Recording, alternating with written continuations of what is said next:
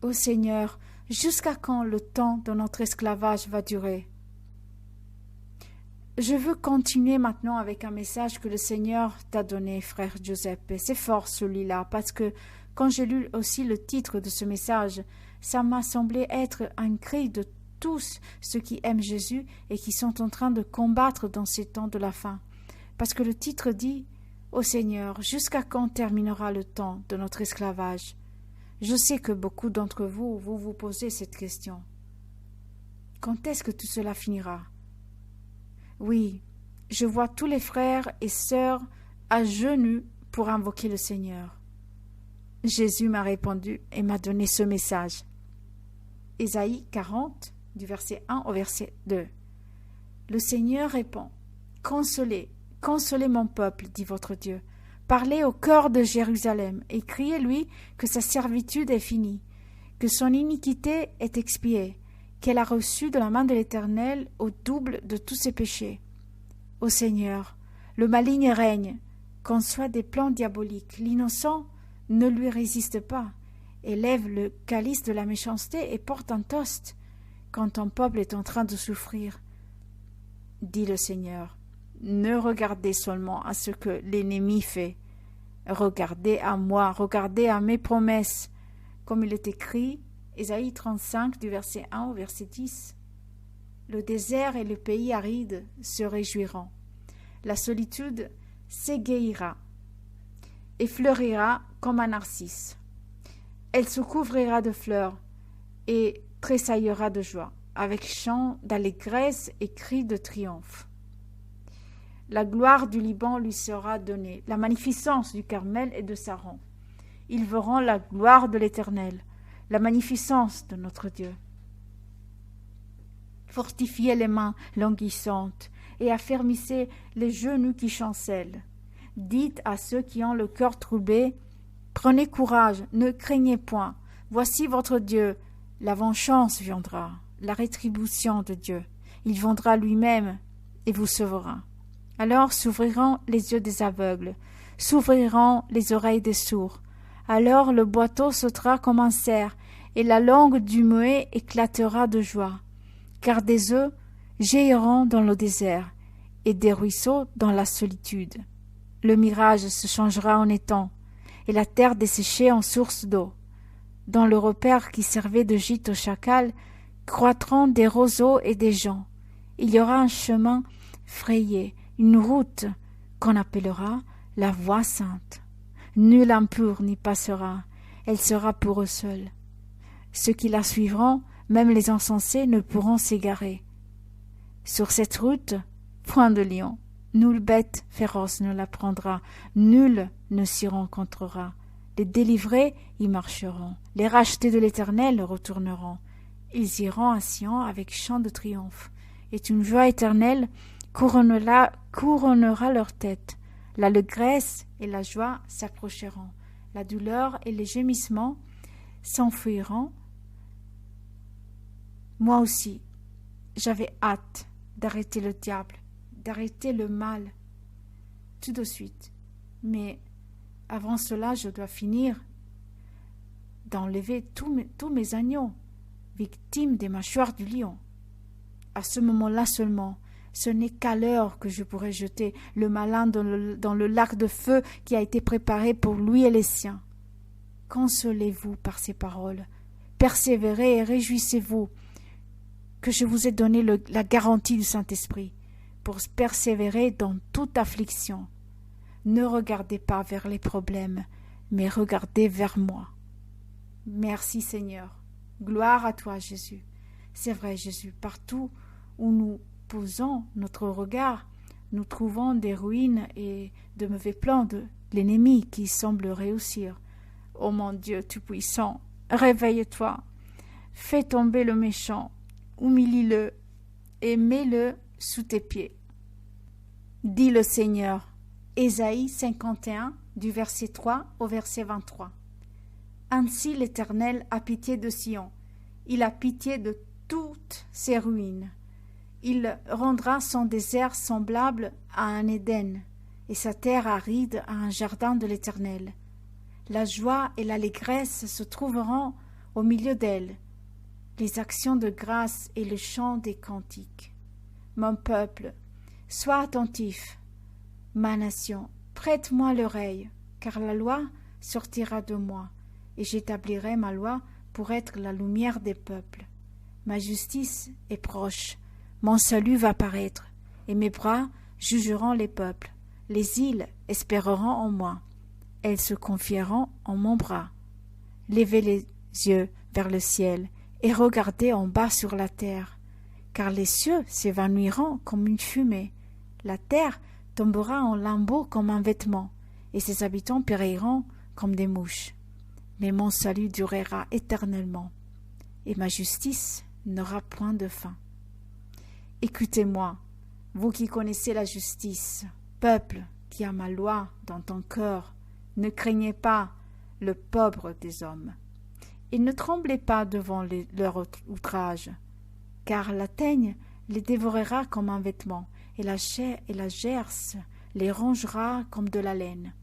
Mais ma justice durera éternellement, et mon salut s'étendra d'âge en âge. Réveille-toi, réveille-toi, revêt-toi de force, bras de l'Éternel. Réveille-toi, comme au jour d'autrefois, dans les anciens âges. N'est-ce pas toi qui as bâti l'Égypte, qui transporta le monstre?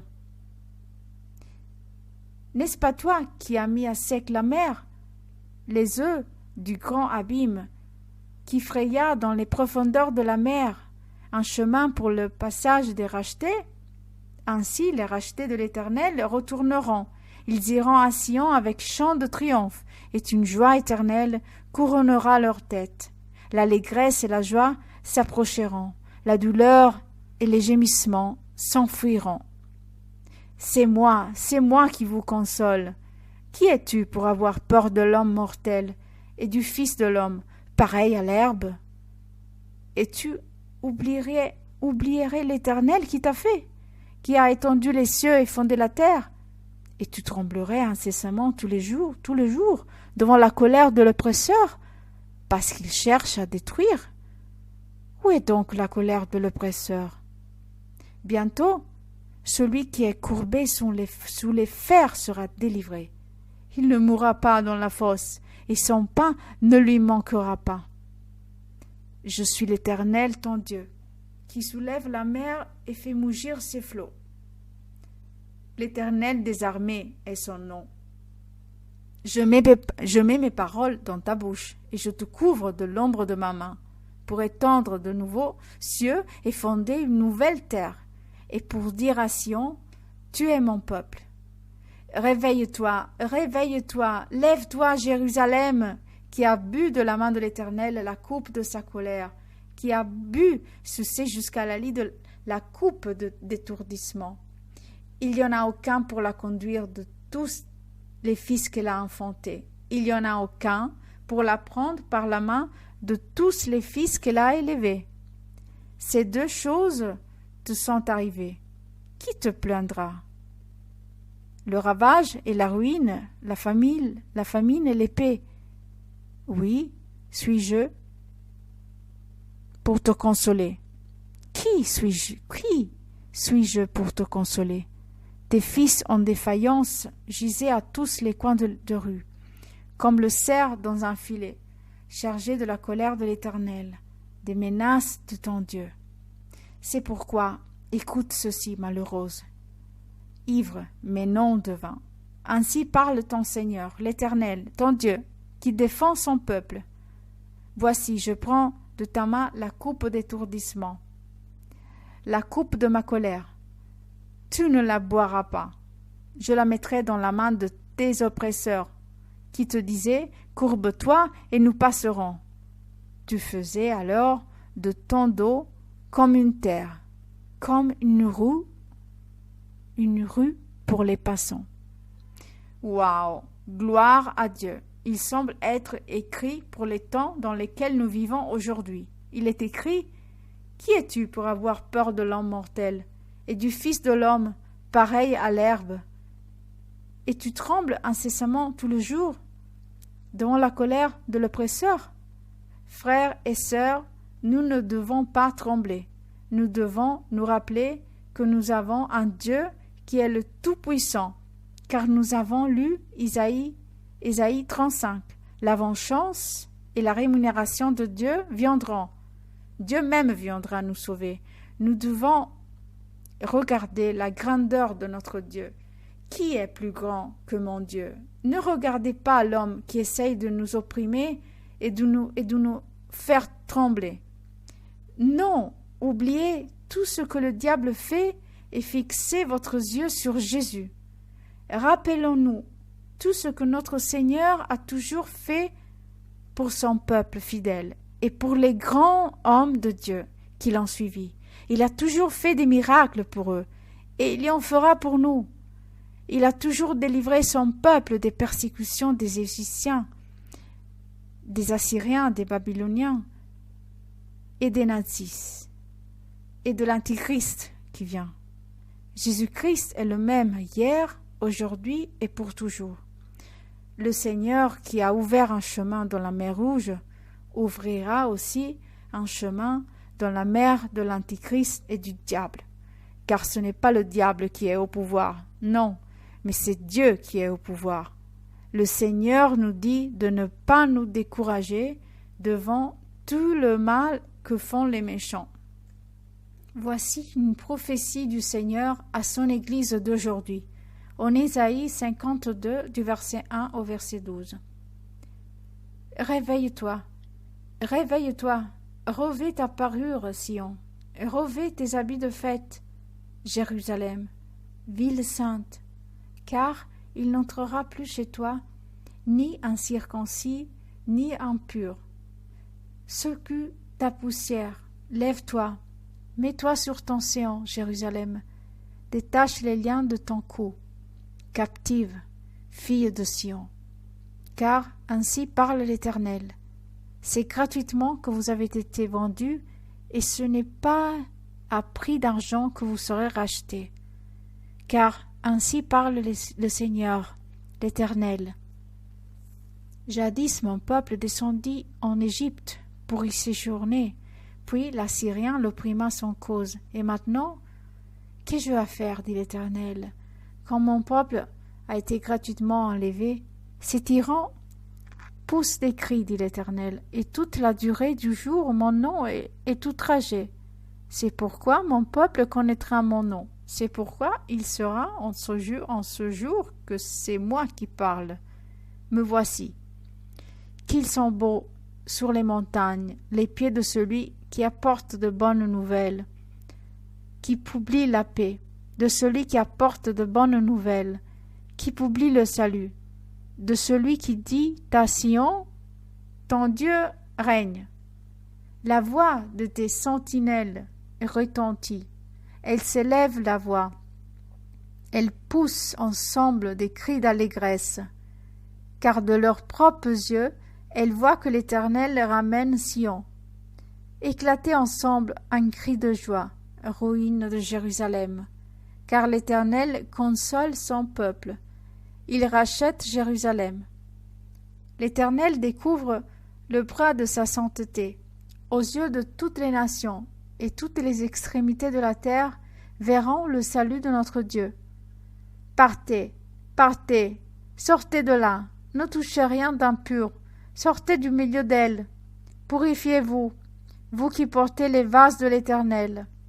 Ne sortez pas avec précipitation, ne partez pas en fouillant, car l'Éternel ira devant vous, et le Dieu d'Israël sera votre arrière-garde.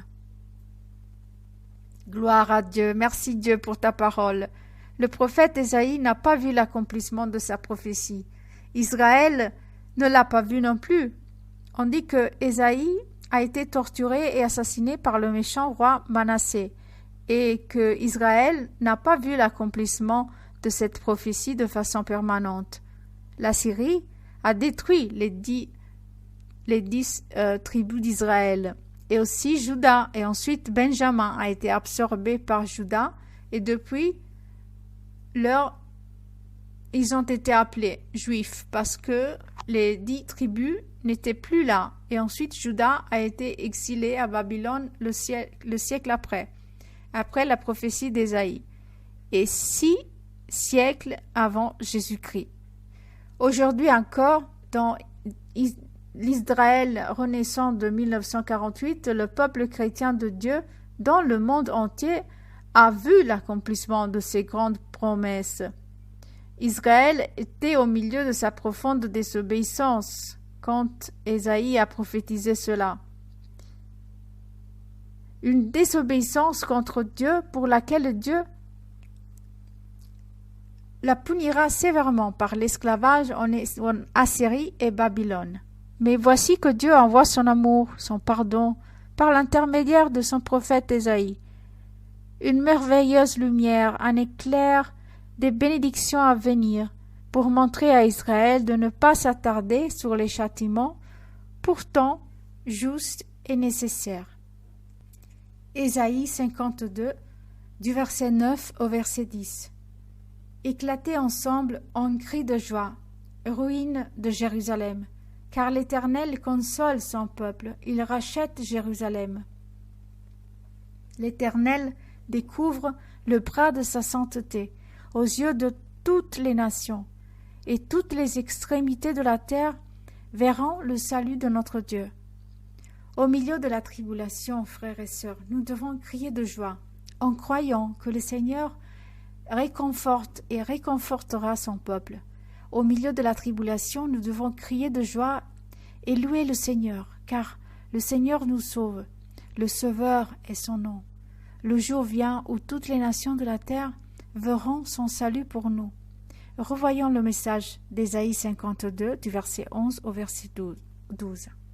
Partez, partez, sortez de là, ne touchez rien d'impur, sortez du milieu d'elle, purifiez-vous, vous qui portez les vases de l'Éternel.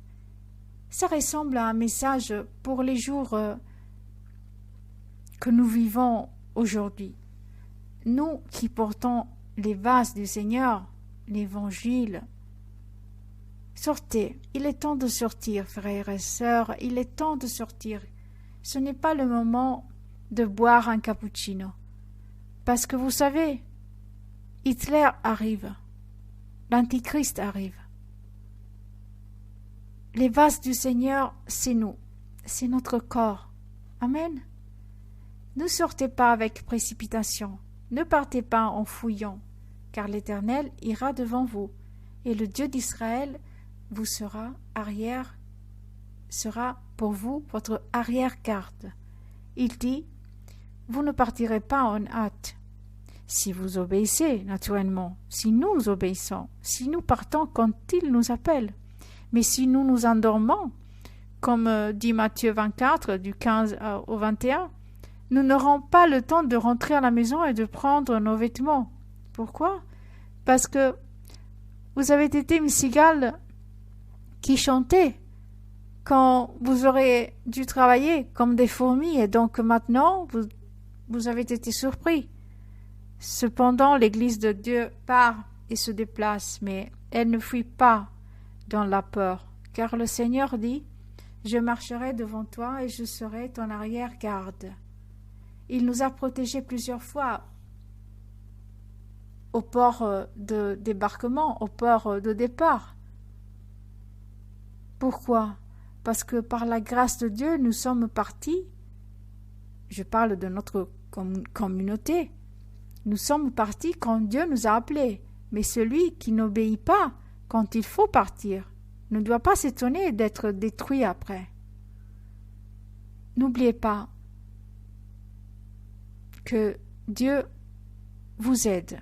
Ne dites pas que Dieu ne vous a pas aidé. C'est vous que vous n'avez pas obéi. Matthieu 24, du 15 au 21, parle de la destruction de l'Église, l'Église qui dort. Gloire au Seigneur. Au moment de cette prophétie, il y avait des terribles destructions de la Syrie et de Babylone qui étaient aux portes. Maintenant, c'est l'Antichrist qui est aux portes pour détruire les églises du monde. Mais les églises dorment. Dieu a montré à Israël par l'intermédiaire d'Ésaïe la lumière après le tunnel. la victoire après la bataille, le refuge après les tempêtes qui allaient venir. Faites confiance au Seigneur, frères et sœurs. Parfois le Seigneur sauve avec une armée. Il a utilisé l'armée des Alliés à l'époque pour arrêter Hitler. Vous vous rappelez? Mais maintenant que l'Antichrist arrive, il n'y aura pas d'armée pour l'arrêter. Vous devez attendre l'Armageddon pour cela. Que faisons-nous en attendant? Il faut prier, jeûner, écouter, obéir et bouger quand Dieu nous appelle et nous dit de le faire. Dieu nous montre tout cela parce qu'il est important que nous perdons pas le courage. Relisons Ésaïe 35 du verset 1 au verset 4. Le désert et le pays aride se réjouiront. La solitude s'égaira et fleurira comme un narcisse.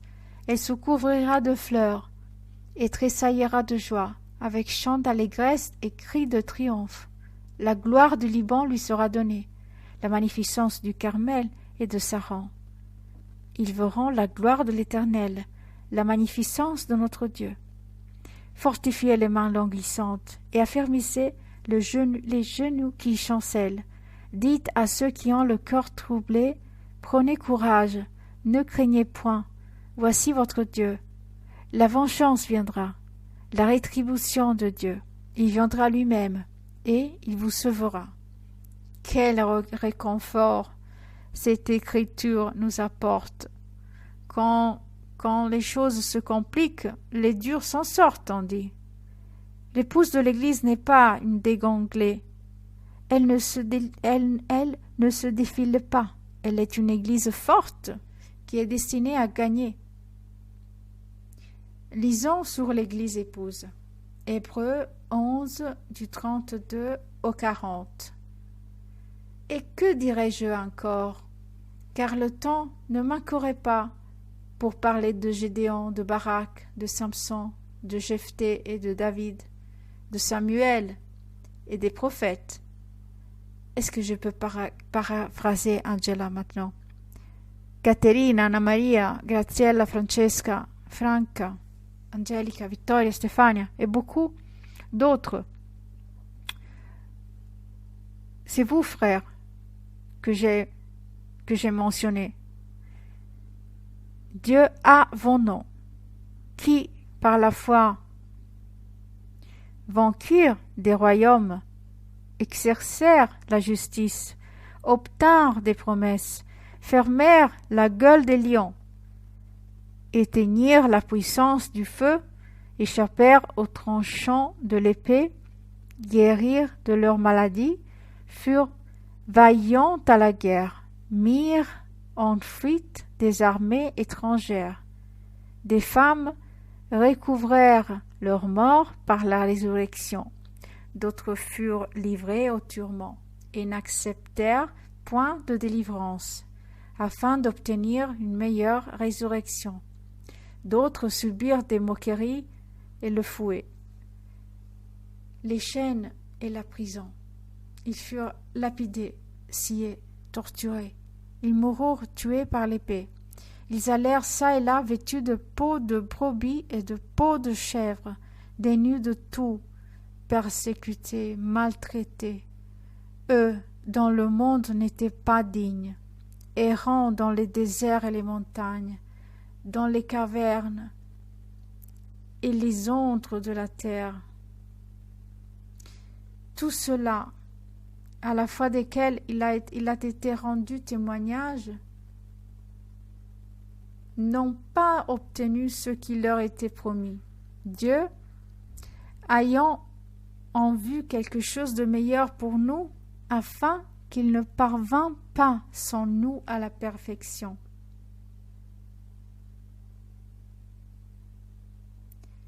Afin qu'ils ne parvinssent pas sans nous à la perfection. Nous te bénissons, Père d'amour, au nom précieux de ton Fils Jésus. Amen. Consolez-vous, frères, consolez-vous dans ces mots. 1 Corinthiens du verset 2 au verset 9. Mais comme il est écrit, ce sont des choses que l'œil n'a pas vues, n'a point vues, que l'oreille n'a point entendues, et qui ne sont point montées au cœur de l'homme, des choses que Dieu a préparées pour ceux qui l'aiment. Apocalypse 21, du 3 au 4. Et j'entendis du trône une forte voix qui disait: Voici le tabernacle de Dieu avec les hommes. Il habitera avec eux, et ils seront son peuple. Et Dieu lui-même sera avec eux. Il essuyera toute larme de leurs yeux, et la mort ne sera plus. Et il n'y aura plus ni deuil, ni cri, ni douleur, car les premières choses ont disparu. Gloire à Dieu. Merci Seigneur. Amen.